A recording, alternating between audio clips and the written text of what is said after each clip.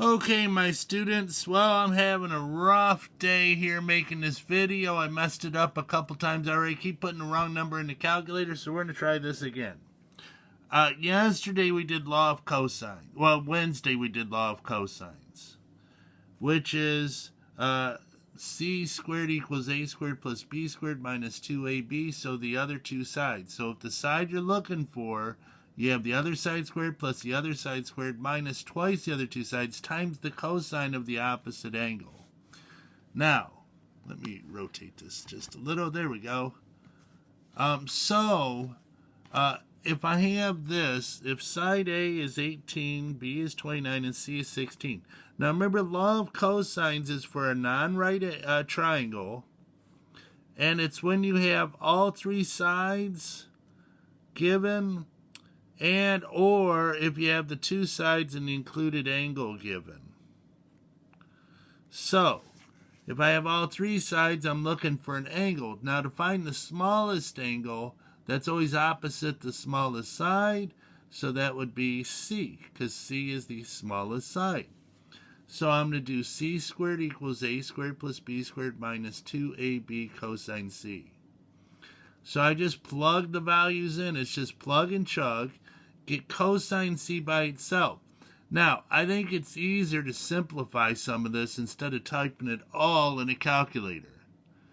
So then I got negative 909, so 256 minus 324 minus 841, divided by negative 1044. So I get cosine, it's negative because I'm looking for the angle, so I'm reversing it. Put it in, I get 29.46. Now, the law of sines is this. Sine of an angle over the side angle, or side, equals sine of an angle over its opposite side equals sine of an angle over its opposite side. Use two of these at any time. So sine A over sine B over B, or sine A over A equals sine C over C, or sine B over B equals sine C over C. So for example, if I give you A is 16, measure of angle A is 35, measure angle B is 65, what is side B? So I go sine A over A equals sine B over B. So sine of 35A over 16 equals sine of 65 over the unknown B. So then we have to cross multiply. Now here's where I messed up several times, so we'll see if it works now. Is when I cross multiply 16 sine of 65 over sine of 35. And for some reason I keep typing that in wrong. So let's try it again. So I'd go 16 times. Now make sure you're in degrees. Sine of 65. Now close parentheses. You can't have an open parentheses. Divided by sine of 35. Close parentheses. And I get 25.28. So let's try this again. We're given side C, angle C. Angle A, and I'm looking for side A. So it'd be sine of A over A equals sine of C over C. So it would be sine of 48 degrees over my unknown A equals sine of 63 over 10. So I'm going to cross multiply, and I'm going to make a mess by moving it over here. So it'd be 10 times the sine of 48 equals A sine 63. To get A by itself, I'm going to divide by the sine of 63. Now, making sure I'm in degrees, I'm going to put this. Now, here's where you got to be careful. It gives you this parentheses. You got to put this parentheses in before you divide.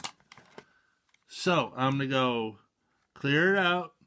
10 times sine of 48, close parentheses, divided by sine 63. And I get 8.34.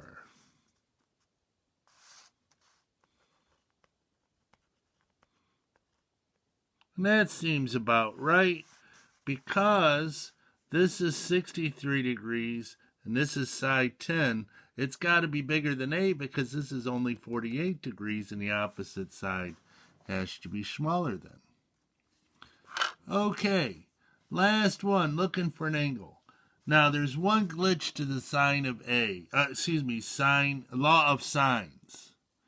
You can't be looking for the bigger angle. And I can't really explain it now because you don't know the geometry and you don't know what we're going to do next week. So next week I'll try to explain it better.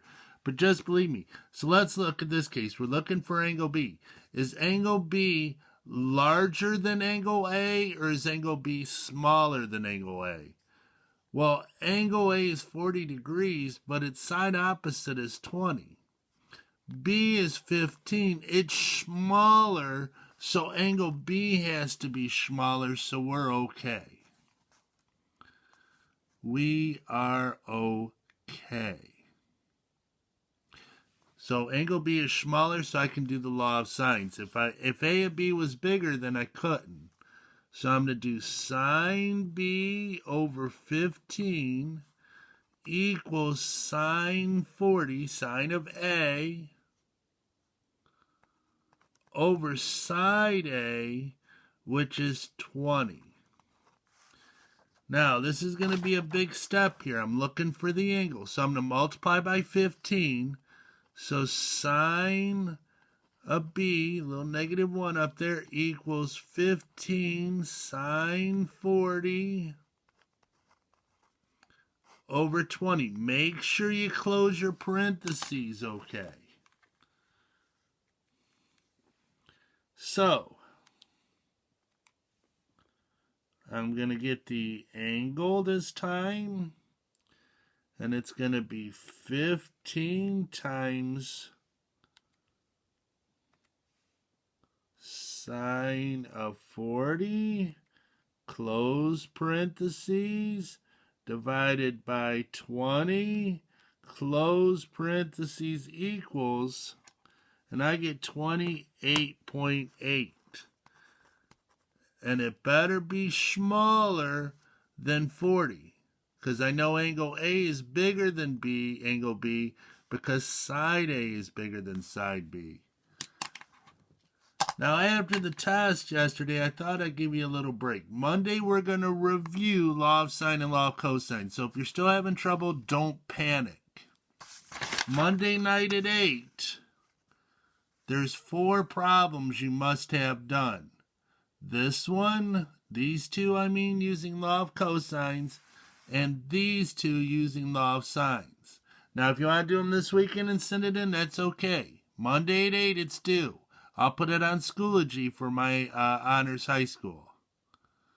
So, but if you're still having trouble with this, that's all we're going to do Monday is review this, and then we're going to go on to graphing trig, which will take us probably 3 weeks. Then we'll do some statistics, and we're in pretty good shape.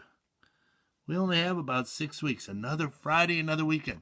Remember, Sunday, I'm going to make a preview for the next week video. So give you an idea where we're at so you know when we're due. We'll probably have a quiz next Thursday, I would assume. But homework due Monday night to send in is these two using law of cosines. These two using law of sines must show work. Answers don't do me any good. So anyways, there we go. There we go. I'll put it on Schoology for my honors. There we go. Video there too, and these 2 videos. Have a happy weekend. You might want to do it this weekend.